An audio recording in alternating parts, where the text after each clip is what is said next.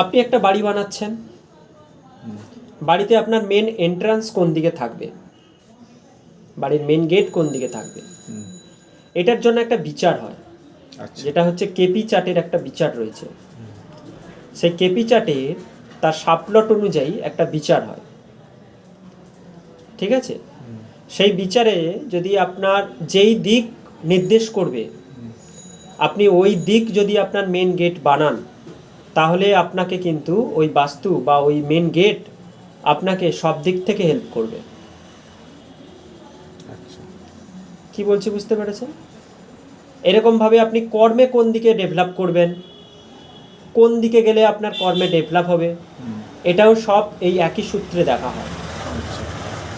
দেখা যাচ্ছে আপনার দিক অন্য দিক রয়েছে, আপনি উল্টো সাইডে কাজ করছেন, তাহলে আপনি সাকসেস পাবেন না। প্রত্যেকের জন্য একটা নিয়ম আছে, সেই নিয়ম মেনটেন করে যদি আপনি চলেন, অর্থাৎ আপনার প্রারব্ধ যেটা আপনাকে উপর থেকে দিয়েছে, সেই দিক মেনটেন করে যদি আপনি চলেন, তাহলে ওখানেই আপনার সাকসেস। আর আপনি যখন ওর বিপরীতে আসছেন, তখন কিন্তু আপনি ফল্ট খাচ্ছেন বা আপনি সাকসেস পাচ্ছেন না। বোঝা গেছে?